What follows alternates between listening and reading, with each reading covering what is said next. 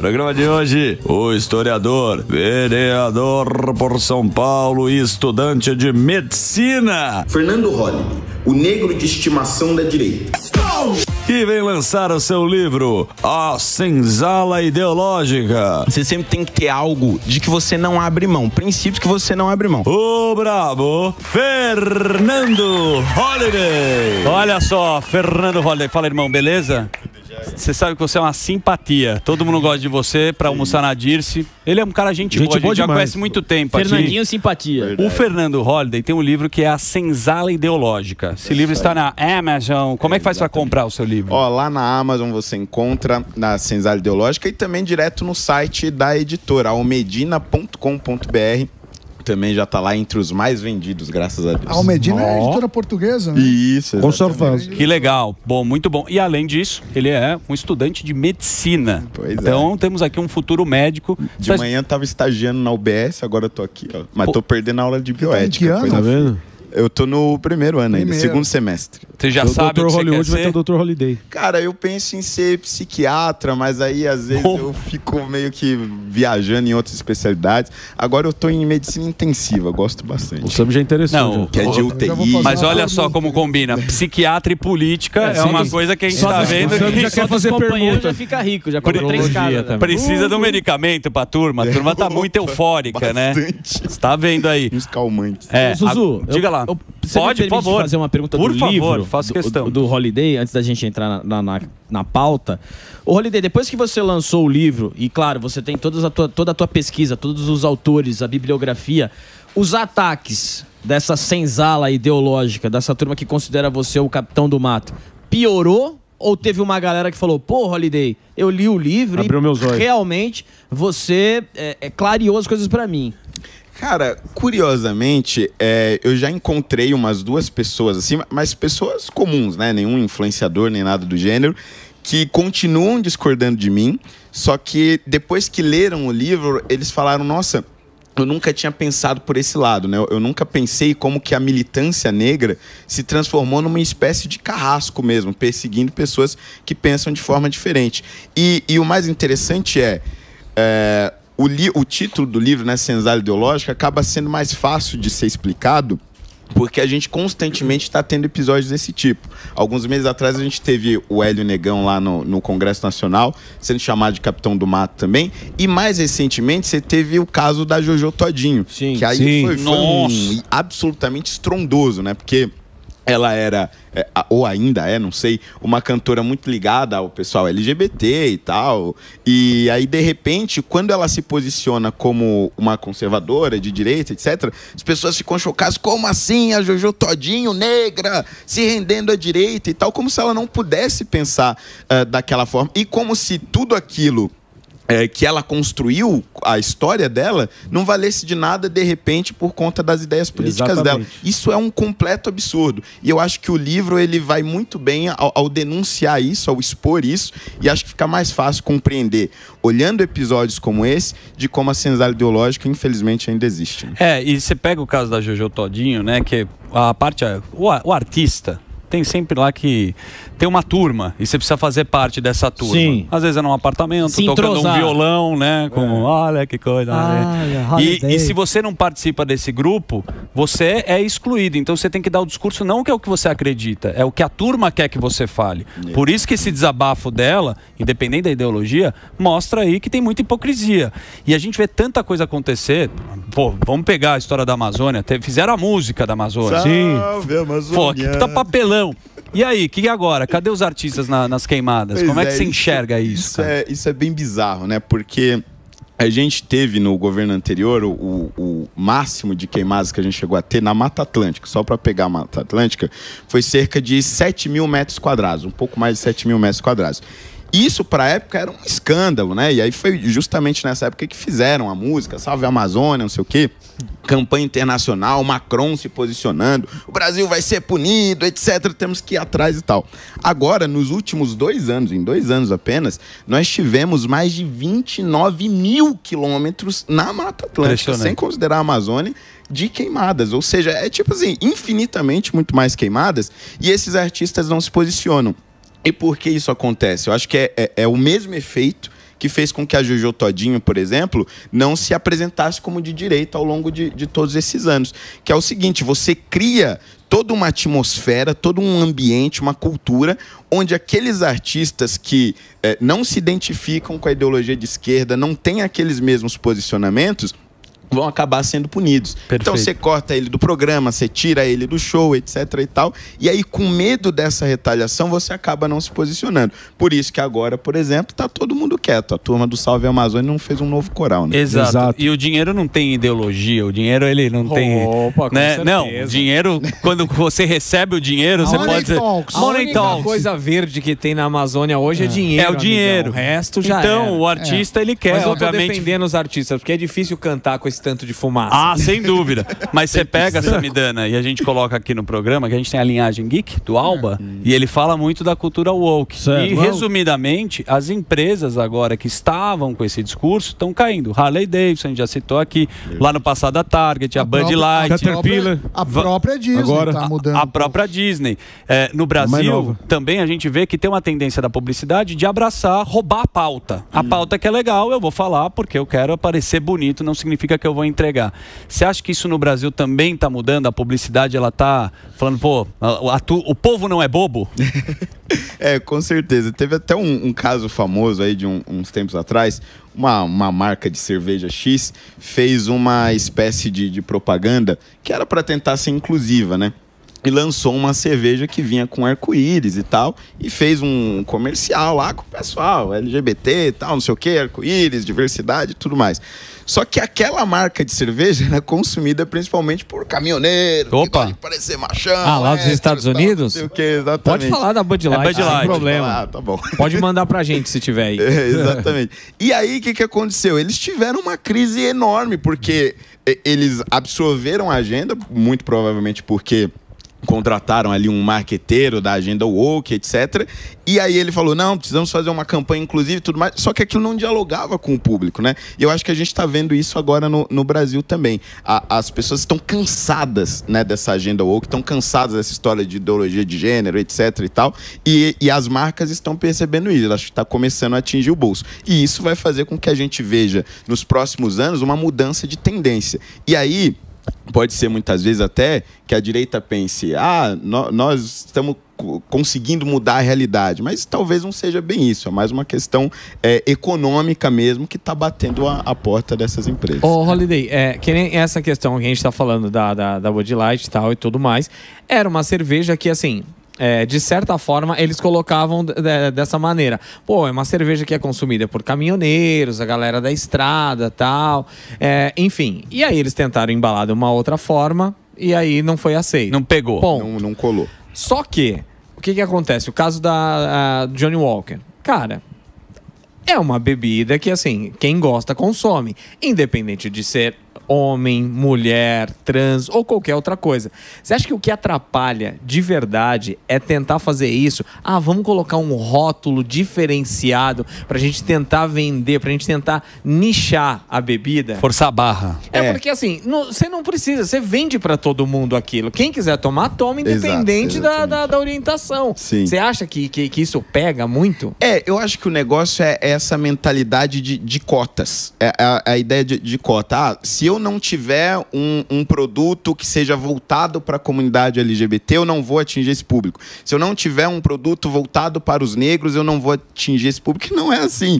Ou o seu produto é bom ou ele não é. Simples assim. E a pessoa vai consumir ele independentemente da orientação sexual, da cor da pele, da etnia, da religião, etc. Então, acho que essa tentativa de você criar cotas também no meio publicitário, isso acaba prejudicando e acaba contaminando as pessoas, né, e o meio publicitário, e isso vai incomodando o consumidor, porque, ele só quer consumir aquele produto sem militar por qualquer causa, independentemente do que ele seja. Boa, vou fazer um break aqui, estamos aqui com o Fernando Holiday, ele tem o livro Senzala Ideológica, pode comprar na Amazon, que é muito chique, pode entrar na rede social dele também, que é @FernandoHoliday, e é o seguinte, daqui a pouco a gente está de volta aqui na programação da Jovem Pan. Ô, Holiday, a gente está falando dessa cultura woke aqui no Brasil, da hipocrisia dos artistas.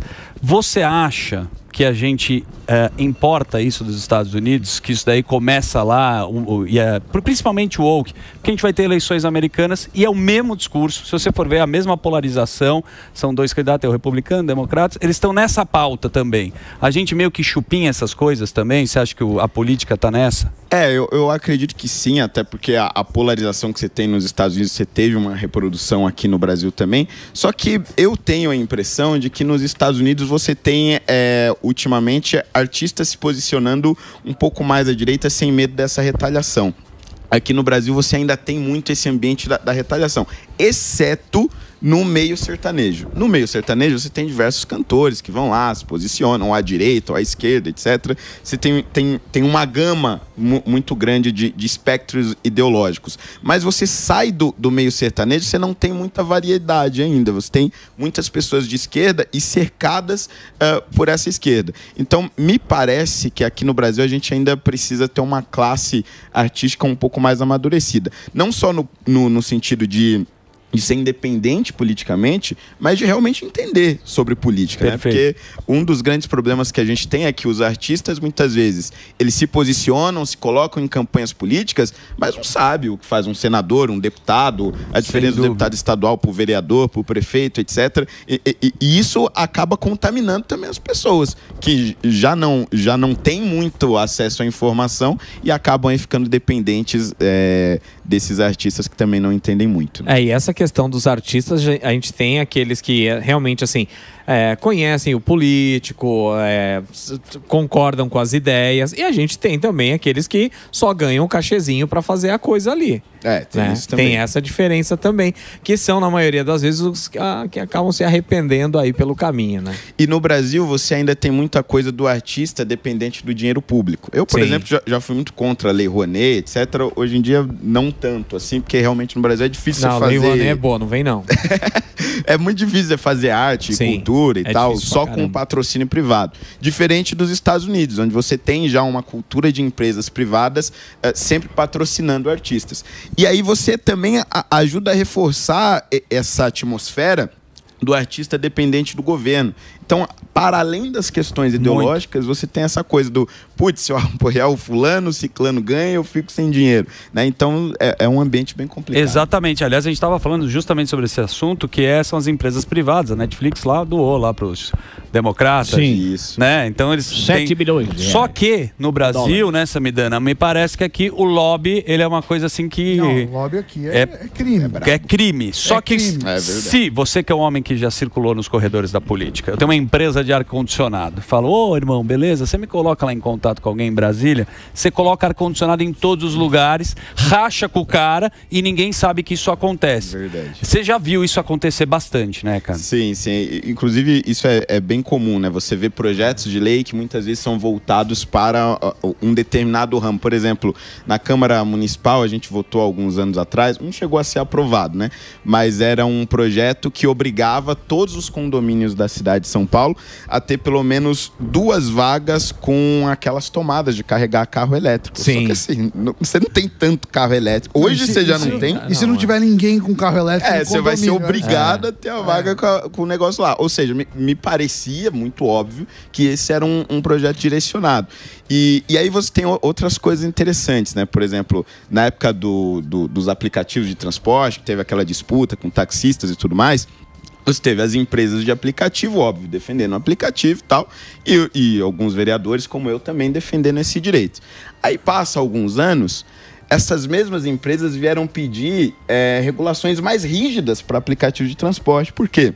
Começou a surgir empresas menores Eles que não queriam estavam a entrando concorrência no dos mercado. pequenos. Aí falou, não, pela Malandrovski. segurança do passageiro, nós precisamos criar essas A regulamentações. pequena não conseguia. Exatamente. E tudo isso na informalidade. É o lobby clássico, só que tudo isso na informalidade. Então, óbvio, se fosse regulamentado, pelo menos você teria um pouquinho mais de transparência nisso. Agora, Holiday, tem a questão que está nos noticiários, eu sei que você fala disso, dessa tensão. Israel começou com Gaza, Israel, Hezbollah, tem pessoas que estão sofrendo com isso, tem brasileiros que estão tentando, até pedindo extradição. Queria saber a sua visão e mais, o que dá para ser feito, assim, né? Qual que seria a melhor saída? Porque pela escalada, pode se transformar, já virou um conflito regional e pode escalar para uma guerra mundial. Pois é. A gente já teve, né, um enfrentamento intenso de Israel e Hezbollah ali no Líbano em 2006, que durou, se não me engano, uns 36 dias. Desde 2006 não tinha uma invasão não tinha, por terra. Exatamente. Que foi ontem ou hoje. Ontem, exatamente. Ontem e se transformou realmente num conflito muito intenso. Só que a grande questão aqui e ultimamente tem se intensificado as críticas a Israel, e principalmente ao governo do Netanyahu, Estamos de volta na programação. Desculpa aqui, Holiday, ele está falando sobre o conflito Israel, né? Agora Hezbollah. O Líbano e Hezbollah. Exatamente. Se intensificou as críticas ao Netanyahu justamente por essa intensidade dos ataques. Só que aí é importante a gente relembrar essa linha do tempo um pouco mais curta, né? Desde o ataque do Hamas lá em outubro do ano passado. Eles invadiram Israel, mataram 1.200 pessoas, fizeram outras centenas de reféns, um terror e tudo mais. Barbaridade. E aí Israel vai e revida no Hamas, e tem toda aquela confusão na faixa de Gaza e tudo mais, para tentar conter o Hamas, que vai utilizando civis como um escudo. Escudo humano, aí, né? Óbvio, isso gera essa situação drástica de você ver inocentes morrendo, né? Pessoas que não têm nada a ver com a guerra. Quase prisioneiros do próprio grupo terrorista. Só que ao norte de Israel, você teve uma resposta do Hezbollah. Naquela época. Ao mesmo tempo. Jogou foguetes, porque Israel estava mais enfraquecido. Só para entender um pouco, uma coisa é o Hezbollah no norte e sul fica lá Gaza, lá que na tem faixa de Gaza tem com o Hamas. Exatamente. E aí o Hezbollah ataca pelo norte, que é uma fronteira já muito frágil de Israel. Então, veja, o que você tem efetivamente é Israel absolutamente cercado. E aí, quando você revida considerando esses grupos aí, Hezbollah e Hamas, que não tem nenhum apreço pela vida dos civis, é óbvio que você vai acabar atingindo pessoas inocentes. Mas nós estamos falando ainda do direito de Israel se defender, que é a única democracia naquela região.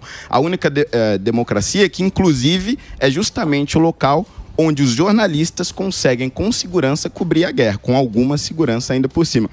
Então, me parece que isso pode sim se intensificar, mas não me parece que Israel tenha outra escolha, porque ele está realmente cercado. Essa que é a grande questão. Tá, mas você quer que faça o quê, né? Que exatamente. Esperando ser destruídos. E não me parece que nem Hezbollah e nem Hamas sentaria ali para fazer um acordo de paz com Israel nesse momento. E é o que você pontuou aqui, né, Holiday, que são as narrativas. O que acontece? Essa guerra, né, como você falou, o cara tá escudo humano, principalmente agora, tá vendo lá no Líbano. As armas estão escondidas em casa de civis. Não tem o que fazer. O cara vai lá, tira de lá, o cara vai devolver. E é uma guerra, né? Lógico, morre muita gente, morre criança. É horroroso isso. Você acha que tem intenção de matar as pessoas? Não. Mas é o direito de se defender. Porque, na verdade, a maioria, os grupos terroristas não querem a existência de Israel. Isso que as pessoas têm a dificuldade até de verbalizar. Tá no estatuto. Tá no estatuto, né? Tanto Israel, Estados Unidos, lá são grupos terroristas. Inclusive, isso é um negócio interessante de dizer, né? Tanto o Hamas quanto o Hezbollah, quando os defensores desses grupos falam sobre eles, falam como se fossem grupos que nasceram para defender as vítimas de Israel, digamos assim. Só que escondem a outra parte, que são os ataques terroristas. O Hamas, claro, já tem vários exemplos, mas o Hezbollah, desde a década de 80, vem fazendo ataques terroristas, inclusive a comunidades judaicas fora de Israel, né? Teve em Londres em 86, se não me engano, teve na Argentina também, na década de 90. Então, assim, são grupos terroristas, né? Não são grupos que têm algum tipo de ética ou limite moral.